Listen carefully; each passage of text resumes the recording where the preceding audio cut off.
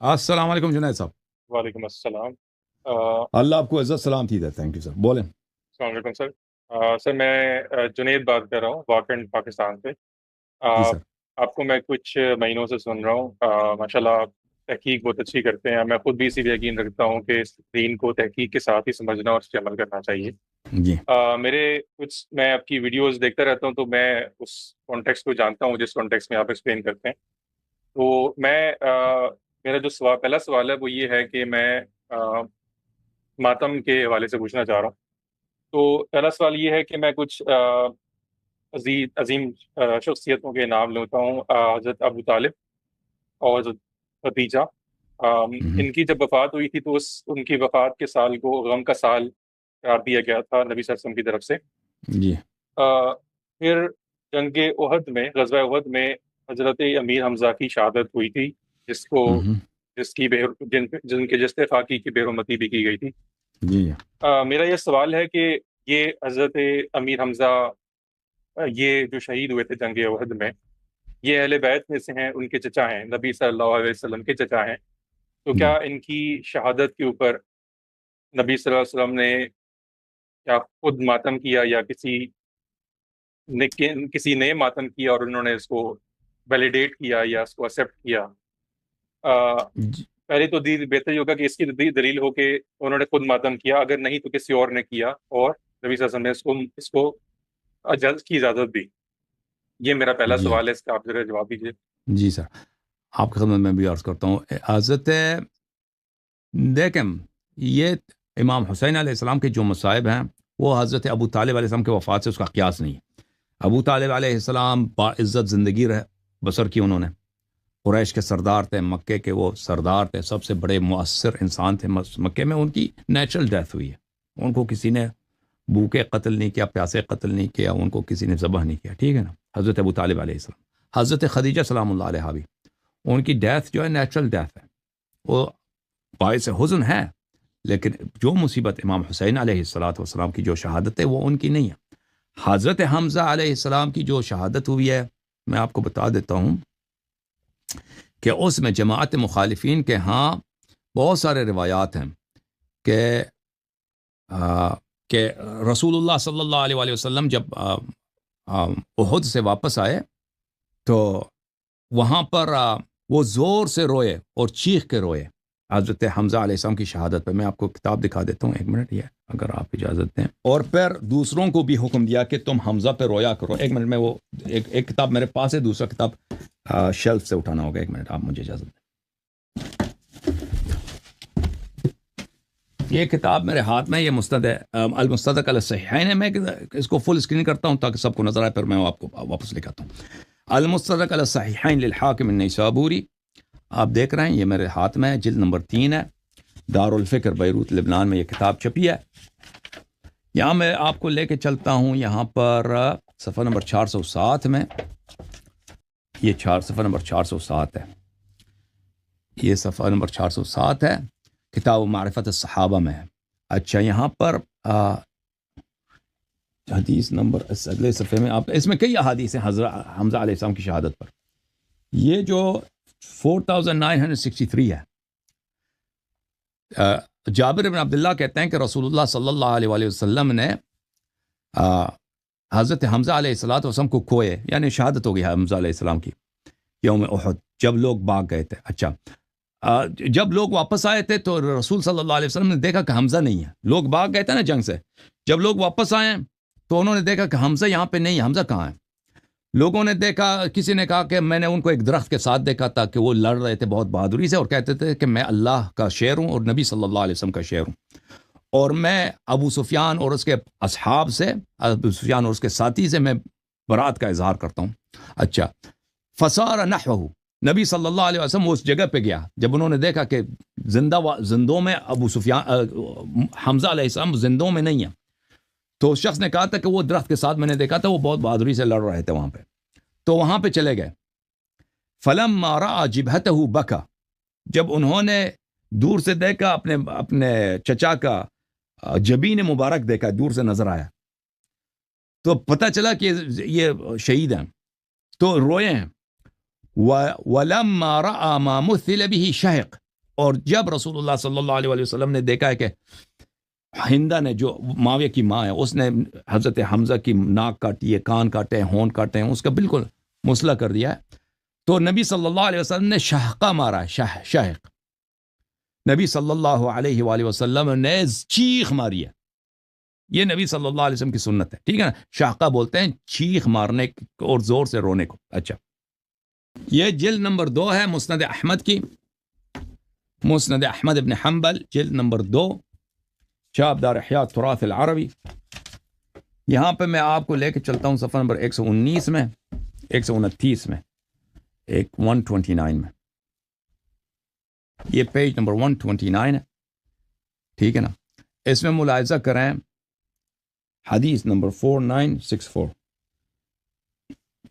4964، ان ابن عمر، عبداللہ ابن عمر کہتے ہیں کہ رسول اللہ صلی اللہ علیہ وسلم احد سے واپس آئے، فجعلت نساء الانصار یبکین علی من قتل من ازواجہن، جب وہ واپس آئے احد سے تو انصار کی عورتیں، مدینے والے عورتیں، ان کے جو عزیز قتل ہوئے تھے، شہید ہوئے تھے، تو ان پہ رونا شروع کر دی، انہوں نے رونا شروع کر دی، رونا شروع کر دی، رونا شروع کر دیا، تو عورتوں نے فقال رسول اللہ صلی اللہ علیہ وآلہ وسلم ولكن حمزة لا بواکی له، رسول اللہ صلی اللہ علیہ وسلم نے کہا کہ میرے چچا حمزہ کا کوئی رونے والا نہیں ہے، مدینے والے اپنے مردوں پہ، اپنے شہیدوں پہ رو رہے ہیں، میرے چچا حمزہ کو کوئی یاد کرنے والا، رونے والا، ماتم کرنے والا نہیں۔ ثم نام فاستنبه وهن يبكين، پھر وہ سو گئے، جب بیدار ہو گئے تو سنا کہ عورتیں جو ہیں اب حمزہ کے لیے، عورتوں کو جب پتہ چلا کہ رسول صلی اللہ علیہ وسلم کی خواہش ہے کہ حمزہ کی ماتم کیا جائے، تو مدینہ والوں نے حمزہ کی ماتم کرنا شروع کیا۔ فَهُنَّ الْيَوْمِ إِذَا يَبْكِينَ يَنْدُبْنَ بِحَمزہ، تو راوی کہتا ہے عبداللہ ابن احمد ابن حنبل کہتا ہے کہ آج ہمارے ہاں یہی ہوتا ہے کہ مدینے میں اگر کوئی شخص مرتا ہے تو پہلے لوگ کس کی ماتم کرتے ہیں؟ پہلے حضرت حمزہ کی ماتم کرتے ہیں، کہ نبی صلی اللہ علیہ وسلم کی خواہش ہے کہ کب کسی پہ رو لو تو پہلے حمزہ پہ رو لو، تو پھر وہ لوگ حمزہ پر رونے کے بعد عورتیں جو ہے نا اپنی عزیز پہ روتی ہیں، پہلے وہ حمزہ پہ ندوہ کرتی ہیں، ماتم کرتی ہیں، نوحے پڑھتی ہیں۔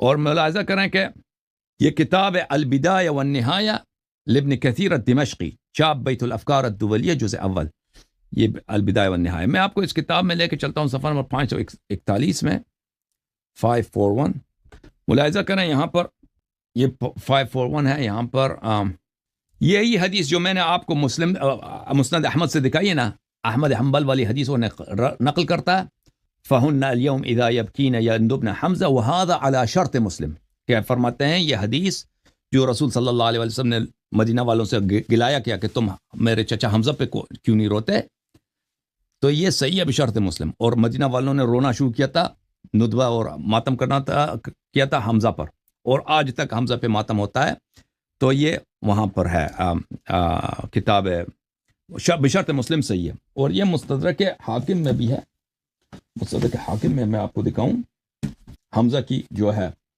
حضرت حمزہ کی ماتم، دیکھو یہ المستدرک علی الصحیحین ہے، جلد نمبر 1 ہے، جزء اول، چاپ دار الفکر، یہ صفحہ نمبر 490 ہے، 490، حدیث نمبر 1438 ہے۔ انس روایت کرتے ہیں ھذا حدیث صحیح علی شرط مسلم، علی شرط مسلم، ٹھیک ہے نا، حدیث بشرط مسلم ہے، 1438 وافقہ الذہبی فی التلخیص، علی شرط مسلم، ذہبی نے کہا کہ یہ بشرط مسلم صحیح ہے، وہ اشہر حدیث بالمدینہ فإن نساء الانصار لا يندبن موتاہن حتی یبکین حمزہ وإلی یومنا ھذا، ذہبی کی وفات ہے سنہ 748، ذہبی کی وفات کب ہے؟ سنہ 748 ہجری کو، کہتا ہے یہ بڑا حدیث مشہور ہے، اور کہتا ہے آج تک ہمارے ہاں اسی طرح ہے کہ مدینے میں عورتیں اگر کسی مردہ پر ماتم کرنی ہو کہ کوئی مر گیا ان کا، پہلے اس اپنے مردے پہ نہیں روتی، ہمارے پاس رواج ہی یہی ہے، سب سے پہلے حضرت حمزہ علیہ السلام پہ ماتم کرتی ہیں عورتیں، پھر اپنے مردے پہ روتی ہیں، ابھی تک انہوں نے، یعنی ذہبی کے زمانے تک انہوں نے یہ جو ہے یہ سنت برقرار رکھی تھی، رسول اللہ صلی اللہ علیہ وسلم کی جو خواہش تھی، ٹھیک ہے نا۔ حدیث یہی ہے بھائی کہ رسول اللہ صلی اللہ علیہ وسلم جب احد سے واپس آئے، انہوں نے سنا کہ انصار کی عورتیں گریہ کر رہی ہیں، تو انہوں نے کہا لیکن حمزہ لا بواکی لہ، انہوں نے کہا تھا افسوس میرے چچا حمزہ، اس کے لیے کوئی رونے والا نہیں ہے، اس کا کوئی اس کو یاد کرنے والا نہیں ہے۔ تو کیا ہوا؟ فبلغ ذلك نساء الانصار، تو یہ خبر مدینے کی عورتوں کو پہنچی ہے۔ فبکین لحمزہ، بلی تو وہ رونا شروع کیا انہوں نے۔ پھر وہ حاکم کہتا ہے کہ فإن نساء المدینہ لا يندبن موتانا حتى يندبن حمزہ وإلى يومنا هذا، کہتے ہیں کہ یہ ابھی تک اسی طرح، حاکم بھی یہ کہتا ہے، حاکم سنہ 400 میں رہتا تھا، 5ویں صدی میں، تو وہ بھی کہتا ہے کہ ہمارے زمانے میں اسی طرح ہے۔ تو یہ صدیوں تک مدینے والوں کا یہ دستور تھا کہ حضرت حمزہ علیہ السلام پہ ماتم کرتی، کوئی بھی شخص مرتا تھا نا تو پہلے حمزہ پہ ماتم کرتی تھی عورتیں وہاں پہ۔ جی سر، اب میں اپنے بھائی کو لے کے آؤں۔ جی سر، صحیح ہے جی ٹھیک ہے، شکریہ بہت بہت، لیکن اس میں یہ آپ نے جو ہے میرے ساتھ روایات شیئر کی ہیں، ریفرنسز شیئر کی ہیں، اس میں کہیں بھی خود کو ضرر پہنچانے کی یا سینہ کوبی کا ذکر تو نہیں ہے۔ غم کرنا تو بالکل یقین ہے اس پر، ندبہ غم ہے، تو کرنا چاہیے۔ ندبہ بولتے ہیں، ندبہ بولتے ہیں نا، ماتم کا لفظ آپ نے بھی جو بولا ہے، ماتم کا مطلب سینہ کوبی نہیں ہے عربی زبان میں۔ آپ نے ماتم کے متعلق پوچھا تھا نا، ندبہ کرنا، کسی کے غم پہ رونا دھونا چیخنا مارنا، اور ندبہ کا مطلب یہ نہیں کہ اس میں سینہ کوبی نہیں ہے، ٹھیک ہے نا۔ ندبہ کا مطلب ہے کسی مردے کو یاد کرنا، اس میں غم کا اظہار کرنا، ہو سکتا ہے اس میں سینہ کوبی ہو یا نہ ہو، لیکن اگر آپ سینہ کوبی کے لیے پوچھتے ہیں نا تو اس کے پاس ہمارے پاس حدیث ہے، وہ دکھاؤں سینہ کوبی کی حدیث، ملاحظہ کریں۔ یہ کتاب ہے مسند احمد، ایک بار میں اس کو فل پیج کرتا ہوں، مسند احمد ابن حنبل بتحقیق الشیخ حمزہ احمد الزین، چھاپ دار الحدیث بالقاہرہ۔ یہ ہے حدیث نمبر 26,226۔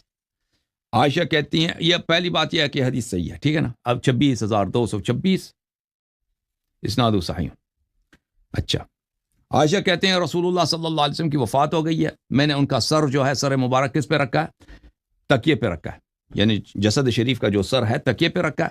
وقمت التدم مع النساء، وہاں پہ عورتیں تھیں، مدینے کے عورتیں، وہ سب سینہ کوبی اور چہرہ کوبی کر رہے ہیں۔ التدام بولتے ہیں سینہ کوبی اور چہرہ کوبی کو، سینے پہ مارنا اور رخسار پہ مارنا۔ تو میں ان کے ساتھ مل گئی، وَأَضْرِبُ وَجْهِي، میں سینہ کوبی اور چہرہ کوبی میں لگ گئی، ٹھیک ہے نا۔ اچھا، تو یہ صرف نہ صرف عائشہ نے کی ہے، مدینے کے عورتوں نے، چھوٹی بڑی ازواج نبی صلی اللہ علیہ وسلم، انہوں نے کیا، ٹھیک ہے نا، یہ واضح طور پر، اور یہ حدیث صحیح ہے۔ یہ کتاب مسند احمد بن حنبل ہے، تحقیق شیخ شعیب الارناؤوط، جز نمبر 43، 2001 میں چھپی ہے۔ یہاں پہ ملاحظہ کریں، یہی حدیث 26,348 نمبر پر ہے۔ اس حدیث کو نقل کرنے کے بعد کہتے ہیں اسناد حسن، یہ اس کی سند صحیح ہے۔ اور میں آپ کو التدام کے یہ تو بہت سارے کتب میں ہے، یہ مسند ابی اعلی الموصلی میں ہے، اللہ آپ کا بھلا کرے، ارواء الغلیل فی تخریج احادیث منار السبیل میں اس کو ناصر الدین البانی صاحب نے صحیح قرار دیا، حافظ ابن عساکر نے اس کو اتحاف الظاہر میں نقل کیا، اور بہت سارے کتب میں۔ اچھا، بات یہ ہے کہ التدام کس کو بولتے ہیں؟ التدام کس کو بولتے ہیں؟ میں آپ کو التدام کے متعلق بتا دوں، یہ کتاب ہے معجم و مقاییس اللغہ لابی الحسین احمد ابن فارس ابن زکریہ، جزء 5، چاپ دار الفکر۔ اچھا، والتدم النساء، صفحہ نمبر 243 ہے۔ التدم النساء ضربن وجوہہن وصدورہن فی المناحہ۔ التدام کا مقصد یہی ہے کہ غم میں سینہ، چہرہ اور سینے پہ مارنا، سینہ کو بھی کرنا اور چہرہ کو بھی کرنا، اس کو بولتے ہیں التدام۔ یہ کتاب ہے لسان العرب لابن منظور الافریقی، جزء 13، چاپ دار صادر۔ ملاحظہ کریں کہ یہاں پہ التدام کے متعلق وہ کیا فرماتے ہیں۔ التدم، اللدم ضرب المرأة صدرها، لدمت المرأة وجهها ضربته۔ لدم بولتے ہیں لدم، دال کے ساتھ سینے پہ مارنا، عورت جب اپنے سینے پہ مارتی ہے نا، اس کو بولتے ہیں سینہ۔ لدمت وجهها یعنی اپنے چہرے پہ ماری، اس نے اپنے چہرے پہ ماری۔ اگلے ستون میں، اگلے کالم میں اگر آپ دیکھیں، ابن سیدہ نے بولا ہے لدمت المرأة صدها تلدمه لدما ضربته والتدمت هي۔ التدام کا مطلب یہ ہے کہ سینے پہ مارنا، سینے پہ مارنا، ٹھیک ہے نا.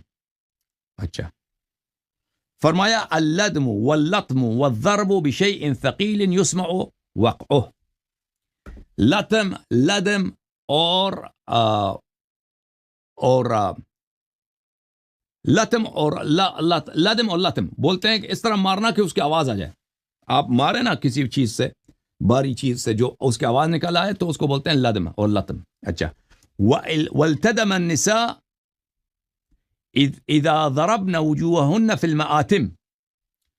التدم النساء، عورتوں نے التدام کیا. اس کا کیا مطلب ہے؟ عورتوں نے ماتم میں چہرے پہ ماری ہے. والدم واللدم الضرب، لدم بولتے ہیں مارنے کو. والتدام النساء من هذا، التدام اسی ضرب سے، مارنے سے. والتدام النساء ضربهن صدورهن ووجوههن في النياحة. عورتوں کا التدام اپنے سینوں پر، اپنی چھاتیوں پر اور اپنے چہرے پہ مارنا نوحے کی حالت میں، اس کو بولتے ہیں. ٹھیک ہے نا. اچھا اللہ آپ کو، یہ بہت سارے کتب میں ہے تو میں نہیں اس سے زیادہ ضروری نہیں، واللہ میرے پاس ریفرنسز بہت ہیں. تو التدام کا مطلب آپ کو پتہ چل گیا میرے بھائی. جی سر مزید بولیں. صحیح ہے جی بس جی بہت شکریہ.